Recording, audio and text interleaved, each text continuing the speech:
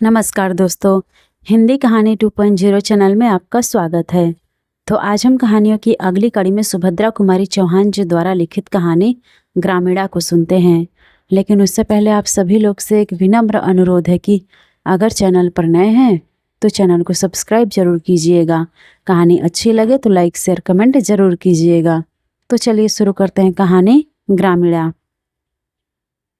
पंडित रामधन तिवारी को परमात्मा ने बहुत धन संपत्ति दी थी, किंतु संतान के बिना उनका घर सूना था। धन धान्य से भरा पूरा घर उन्हें जंगल की तरह जान पड़ता। संतान की लालसा में उन्होंने न जाने कितने जप तप एवं विधान करवाए और अंत में उनकी ढलती उम्र में पुत्र तो नहीं किंतु एक पुत्री का जन्म अवश्य हुआ। तिवारी जी ने खुले हाथ से खूब पैसे खर्च किए। सारे गांव को प्रीतिभोज दिया गया। महीनों घर में ढोलक ठनकती रही। कन्या ही सही, पर इसके जन्म से तिवारी के निसंतान होने का कलंक धुल गया। कन्या का रंग गोरा चिट्टा, आंखें बड़ी बड़ी, माथा चौड़ा और सुंदर सी नासिका थी। उसका नाम रखा गया सोना। सोना का लालन पालन बड़े लाड प्यार से होने लगा।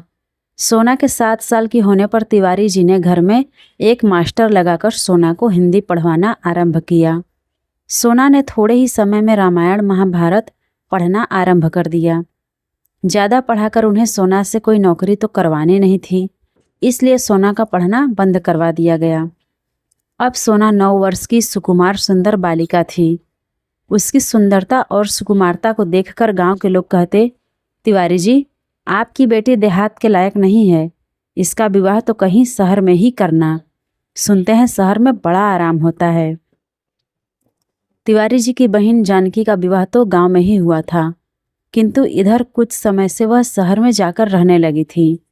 जब कभी वह शहर से चौड़े किनारे की साड़ी, आधी बाह का लेस लगा जैकेट, पैरों में काले काले स्लीपर पहनकर आती तो सारे गांव की स्त्रियां दौड़ दौड़कर उसे देखने आती। जानकी के पति नारायण ने मिल में नौकरी कर ली थी। उसे 20 रुपये माहवार मिलते थे। अब वह देहाती नहीं था, 16 आने का शहरी बाबू बन गया था। जब कभी गांव में जाता, कान में इत्र का फाहा जरूर रखता। गांव वालों को अपने जीवन से शहर का जीवन ही सुखमय और शांतिदायक मालूम होता। इन सब बातों को देखकर और सोना की सुकुमारता को देखते हुए सोना की माँ ने नंदों ने निश्चय कर लिया कि मैं अपनी सोना का विवाह शहर में ही करूंगी। किंतु सोना को कुछ ज्ञान नहीं था। वह तो अपने देहाती जीवन में ही मस्त थी। वह दिन भर स्वच्छंद फिरा करती। कभी कभी वह समय पर खाना खाने आ जाती और कभी कभी खेल में खाना भी भूल जाती। सुंदर चीज़ें इकट्ठी करने और उन्हें देखने का उसे व्यसन सा था। गांव में उसे अपने जोड़ की कोई लड़की न मिलती, इसलिए किसी लड़की से उसका अधिक मेलजोल नहीं था। नंदो को सोना की स्वच्छंद प्रियता पसंद न थी, किंतु वह सोना को दबा भी नहीं सकती थी। जब कभी वह सोना को इसके लिए कुछ कहती तो तिवारी जी उसे आड़े हाथों लेते। कहते, लड़की है, पराए घर तो उसे जाना ही पड़ेगा, क्यों उसके पीछे पड़ी रहती हो? जितने दिन है खेल लेने दो, तुम्हारे घर जन्म भर थोड़े बनी रहेगी। लाचार नंदो चुप रह जाती। सोना ने 13वें साल में पैर रखा, किंतु तिवारी जी का ध्यान इस तरफ था ही नहीं। एक दिन नंदो ने उन्हें छेड़ा, सोना के विवाह की भी कुछ फिक्र है? तिवारी जी चौक से उठे, बोले, सोना का विवाह? अभी वह है कितने साल की? किंतु यह कितने दिन चल सकता था? लड़की का विवाह तो करना ही पड़ता है। इधर सोना अभी भी नीरी बालिका ही थी। वह राजा रानी का खेल खेलती। अब उसके अंग प्रत्यंग में धीरे धीरे यौवन का प्रवेश हो रहा था, किंतु सोना को इसका ज्ञान ही नहीं था। सोना का विवाह तय हो गया। वर की आयु 22 साल की थी। वह सुंदर, स्वस्थ एवं चरित्रवान युवक थे। वे एक प्रेस में नौकरी करते थे। 75 रुपये माहवार तनख्वाह पाते थे। घर में एक बूढ़ी माँ को छोड़कर और कोई नहीं था। बिहार के रहने वाले थे। कुछ ही दिनों से यूपी में आए थे। पर्दे के बड़े ही पक्षपाती और पुरानी रूढ़ियों के कायल थे। नाम था विश्वमोहन। जब तिवारी जी ने विश्वमोहन एवं उनके घर को देखा तो उनकी खुशी का ठिकाना ही नहीं रहा। विश्वमोहन बाबू पूरे साहब ही दिखते थे। उनके घर के सभी खिड़की दरवाजों पर चीकें पड़ी हुई थी। जमीन पर एक दरी बिछी हुई थी जिसके बीच में एक गोल मेज थी। मेज के चारों तरफ कुर्सियां थीं। सुंदर सुंदर प्यालों में मेज पर बैठकर चाय पीने का तिवारी जी के जीवन का यह पहला अनुभव था। चाय पीने के बाद तिवारी जी ने 2 गिन्नियां वरीक्षा में देकर शादी पक्की कर दी। रास्ते में नारायण ने कहा, घर में देखा कितना पर्दा है, इनकी माँ बूढ़ी हो गई हैं, मगर मजाल है जो कोई परछाई भी देख ले। तिवारी जी खुशी खुशी घर लौटे। घर आकर उन्होंने नंदो के सामने वर के रूप और गुण का बखान किया तो नंदो फूली नहीं समाई। वह जैसा घर और वर अपनी पुत्री के लिए चाहते थे वैसा ही उसे मिल गया। इसके लिए उन्होंने परमात्मा को धन्यवाद दिया और नारायण को मन से आशीर्वाद दिया। सोना ने जब सुना कि उसका विवाह तय हो रहा है तब वह दौड़कर आई। उसने माँ से पूछा, माँ, विवाह कैसा होता है और क्यों होता है? माँ समझ ही न सकी कि पुत्री को क्या उत्तर दे, किंतु चतुर जानकी ने बात बना ली। वह बोली, विवाह हो जाने पर अच्छे अच्छे गहने कपड़े मिलते हैं, इसीलिए विवाह होता है, सास के घर जाना पड़ता है। सो तो मैं पहले से ही जानती थी बुआ जी कि विवाह होने पर सास के घर जाना पड़ता है। मैं कह देती हूँ कि मैं कहीं नहीं जाऊंगी, विवाह चाहे करो या न करो। कहती हुई सोना खेलने चली गई। नंदो बोली, जानकी दीदी, तुम लोगों की कृपा से सोना सुखी रहे। जैसे उसका नाम सोना है वैसे ही उसके जीवन में सोना बरसता रहे। अब सोना का विवाह हो गया। रामधन तिवारी की लड़की का विवाह गांव के अन्य विवाहों से अलग था। उसमें सभी सामान शहर के लोगों के अनुरूप था। विदा के समय बेटी के रुदन को देखकर माता पिता विह्वल हो उठे। विदा के बाद पुत्री के बिछोह के साथ साथ तिवारी जी को आत्मसंतोष भी था कि उनकी पुत्री अच्छे घर में ब्याही गई है, सुखी से रहेगी। सोना ससुराल पहुंची। रास्ते भर तो जैसे तैसे आई, किंतु यहाँ आकर एक कोठरी में बंद कर दी गई और बाहर की साफ हवा दुर्लभ हो गई तो उससे ससुराल का जीवन बड़ा कष्टकर मालूम हुआ। 4-6 दिन में ही वह मुरझा गई। एक दिन विश्वमोहन ऑफिस चले गए थे। सास सो रही थी। सोना आंगन के दरवाजे तक चली आई। चिक को हटाकर जरा बाहर झांका। यहाँ देहात की सुंदरता तो नहीं थी, किंतु साफ हवा तो थी ही। उसी समय एक बुढ़िया वहां से निकली। सोना को उसने चिक के पास देख लिया। उसने आकर उसकी सास से शिकायत की, विष्णु की अम्मा, तुम्हारी बहू के लक्षण अच्छे नहीं हैं। सोना को समझ ही नहीं आया कि उसे किस काम के लिए डांट पड़ी है। चिक के पास जाकर उसने कौन सा अपराध कर दिया। इसी बीच सोना को लेने तिवारी जी आ गए। उसने मन ही मन निश्चय किया कि अब वह वापस नहीं आएगी। लेकिन शहर वाले बहू को मैके में ज्यादा दिन नहीं रहने देते। विश्वमोहन 15 दिन बाद ही सोना को लेने आ पहुंचे। वे जब आ रहे थे तो उन्हें सोना रास्ते में ही पेड़ पर चढ़ी मिली। उसके साथ और भी बहुत से लड़के लड़कियां थे। सोना का सिर खुला था। सोना को विश्वमोहन ने देखा, किंतु वह उन्हें न देख पाई। पत्नी के रंग ढंग उन्हें न सुहाए और उन्होंने निश्चय किया कि अब वे अपनी पत्नी को यहाँ नहीं भेजेंगे। सोना फिर ससुराल आई। सास ने गृहस्थी का सारा भार सोना पर डालकर गृहस्थी से छुट्टी ले ली। सोना ने कभी घर का काम नहीं किया था, अतः उसे बहुत कठिनाई हुई। धीरे धीरे उसे काम का अभ्यास हो गया। घर में रात दिन बंद रहने की आदत नहीं थी। बाहर जाने के लिए उसका मन व्याकुल रहता। बाहर चना जोर गरम या अन्य आवाज सुनकर वह व्याकुल हो जाती। अपना यह जीवन उसे कैद खाने के समान लगता। सोना बहुत दिनों तक अपने आप को रोक न सकी। वह पति एवं सास की आंख बचाकर गृह कार्य के पश्चात कभी खिड़की कभी दरवाजे के पास खड़ी होकर या जैसा मौका मिलता जाकर खड़ी हो जाती। बाहर का दृश्य, हरे भरे पेड़ पत्तियां देखकर उसे कुछ शांति मिलती। मोहल्ले वालों से यह बात सहन न हुई। कल की आई हुई बड़े घर की बहू सदा खिड़की दरवाजों से लगी रहे। पुराने विचार वाले पर्दे के पक्षपातियों को सोना की हर बात में बुराई नजर आने लगी। इसी बीच किसी काम से सोना की सास को कुछ दिनों के लिए गांव जाना पड़ा। अब पति के ऑफिस जाने के बाद वह स्वच्छंद हिरनी की तरह फिरा करती। कोई रोक टोक करने वाला तो था ही नहीं। कभी कभी वह चीख से बाहर भी चली जाया करती। आसपास की कई औरतों से उसकी जान पहचान भी हो गई। वे लोग सोना के घर आने जाने लगी। वह लोग जो सोना से घुल मिलकर घंटों बातें किया करते थे, बाहर जाकर उसके विषय में न जाने क्या क्या कहते। धीरे धीरे इन बातों की चर्चा विश्वमोहन के कानों में भी जा पहुंची। उन्होंने गांव से अपनी माँ को बुला भेजा। साथ ही सोना को भी समझा दिया कि वह संभल कर रहे। सास के आने पर सोना पर फिर पहरा बैठ गया। सोना का मन जरा सा मौका पाते ही साफ हवा के लिए मचल उठता और वह अपने को रोक न पाती।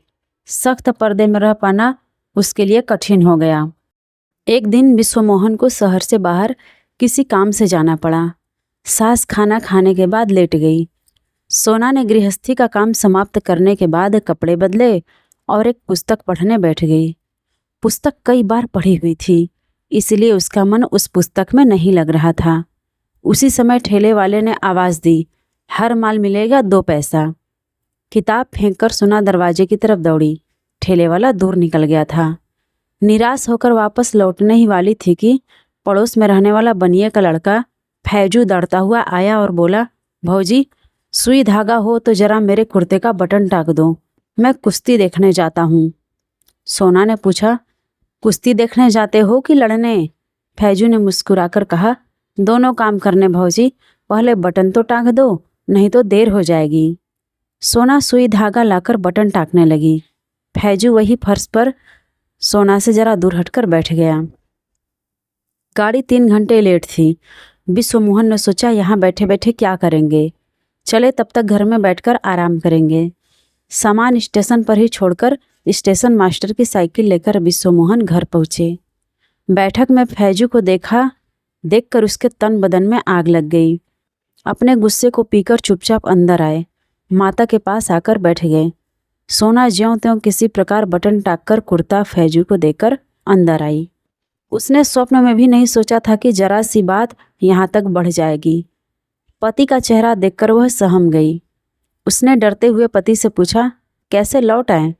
विश्वमोहन ने रुखाई से उत्तर दिया, गाड़ी लेट है। सोना ने फिर पूछा, अब कब जाओगे? विश्वमोहन ने तीव्र दृष्टि पत्नी पर डाली और कठोर स्वर में बोले, गाड़ी 3 घंटे बाद आएगी, तब चला जाऊंगा। सोना के आग्रह करने पर विश्वमोहन अपने कमरे में गए। कुर्सी पर बैठकर एक पुस्तक के पन्ने पलटने लगे। पढ़ने के नाम पर कदाचित वे एक अक्षर भी नहीं पढ़ पाए। अपनी अंतर्वेदना को चुपचाप लहू के घूंट की तरह पी रहे थे। सोना का आचरण उन्हें पीड़ा पहुंचा रहा था। पति की आंतरिक वेदना उससे छिपी नहीं थी। उसने अपना सिर विश्वमोहन के पैरों पर रख दिया। बोली, इस बार मुझे माफ़ कर दो। अब तुम जो कहोगे मैं वही करूँगी। मुझसे नाराज ना हो। विश्वमोहन के पैरों पर जैसे किसी ने जलती हुई आग धर दी हो। तिरस्कार के स्वर में वे बोले, यह बात आज क्या तुम पहली बार कह रही हो? यह मौखिक प्रतिज्ञा है, हार्दिक नहीं। अब तुम्हारे इस आचरण के कारण मैं शहर में सिर उठाने के काबिल नहीं रहा। जो जी में आता है करती हो। भला यह सौदा तुम्हारे पास बटन टकवाने क्यों आया?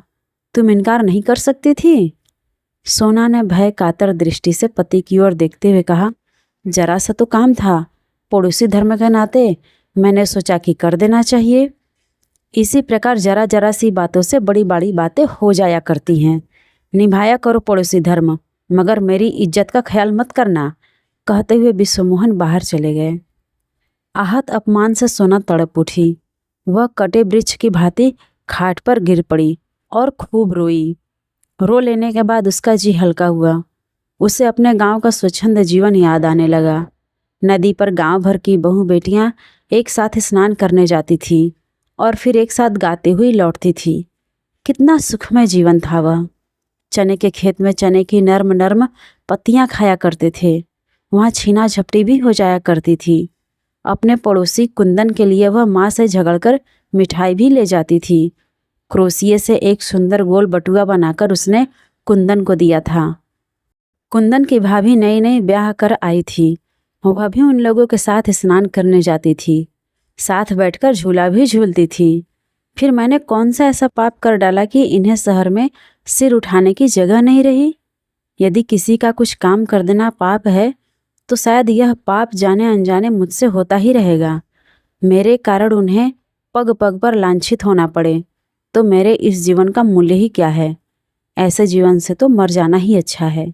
मैं घर के अंदर पर्दे में नहीं बैठ सकती, यही मेरा अपराध है ना। इसी के कारण तो लोग मेरे आचरण में धब्बे लगाते हैं। मैं लोगों से अच्छी तरह बोलती हूँ, प्रेम पूर्ण व्यवहार करती हूँ, यही मुझ में बुराई है ना। आज उन्हें मुझ पर क्रोध आया, उन्होंने तिरस्कार के साथ मुझे झिड़क दिया। इसमें उनका कोई कसूर नहीं है। पत्थर के पाट पर भी रस्सी के रोज रोज घिसने से निशान पड़ जाते हैं। फिर वे तो देवतुल्य पुरुष हैं, उनका हृदय तो कोमल है। इन अपवादों का असर कैसे न पड़ता। रामचंद्र जी ने भी तो जरा सी ही बात पर गर्भवती सीता को वनवास दे दिया था। फिर ये तो साधारण मनुष्य ही हैं। इन्होंने तो जो कुछ कहा ठीक ही कहा, पर इसमें मेरा कौन सा दोष है। जब इन्हीं को मेरा आचरण ठीक नहीं लगता तो मैं जीकर क्या करूँगी। इसी प्रकार के अनेक संकल्प विकल्प सोना के मन में आए और चले गए। 3 दिन बाद विश्वमोहन लौटे। जाने से पहले उनमें और सोना में जो कुछ बातचीत हुई थी वे उसे प्रायः भूल से गए थे।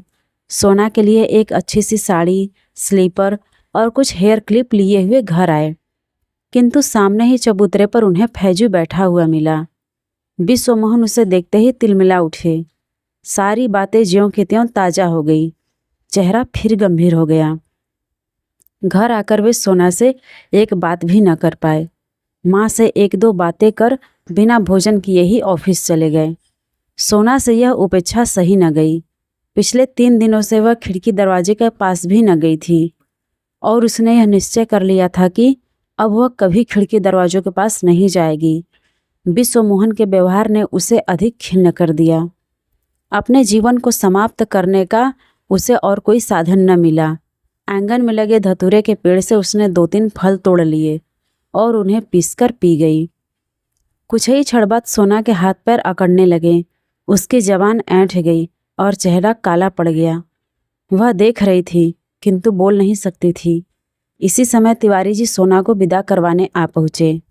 सोना पिता को देखकर बहुत रोई। देखते ही देखते सोना के प्राण पखेरु उड़ गए। सोना सदा के लिए शांति की नींद सो गई। अपवाद की विषैली वायु उसे भी न छू सकती थी। घर भर में कोहराम मच गया। शाम 6 बजे विश्वमोहन जी ऑफिस से लौटे। घर में रोने की आवाज़ सुनकर उनका हृदय किसी अज्ञात आशंका से कांप उठा। घर आकर देखा कि तिवारी जी कन्या की लाश को गोद में लेकर दहाड़े मार कर रो रहे हैं। इस बीच तिवारी जी कई बार कन्या को लेने आ चुके थे, किंतु विश्वमोहन ने विदा नहीं किया था। विश्वमोहन व तिवारी में कोई खास बातचीत न हुई। अंतिम संस्कार के बाद जब विश्वमोहन लौटे तो मेज पर उन्हें सोना का पत्र प्राप्त हुआ। मेरे देवता, मैं मर रही हूँ। मरने वाला झूठ नहीं बोला करता। आज तो अंतिम बार विश्वास कर लेना, मैं निर्दोष थी। मुझे लगता है या तो यह दुनिया मेरे लायक नहीं या मैं इस दुनिया के लायक नहीं। इस छल कपट से परिपूर्ण संसार में मुझे भेजकर विधाता ने उचित नहीं किया। आप मेरी यह कठिनाई नहीं समझ सके। एक वातावरण से दूसरे वातावरण में पहुंचकर मैं अपने को शीघ्र ही अनुकूल नहीं बना पाई। अपने मरने का मुझे कोई अफसोस नहीं है। दुख है तो केवल इस बात का कि मैं आपको सुखी न कर सकी। आपकी अभागिनी सोना। तो आज की सुभद्रा कुमारी चौहान जी द्वारा लिखित कहानी ग्रामीणा आपको कैसी लगी कमेंट करके ज़रूर बताइएगा। और अगर चैनल पर नए हैं तो चैनल को सब्सक्राइब ज़रूर कीजिएगा और अपने दोस्तों को भी शेयर कीजिएगा।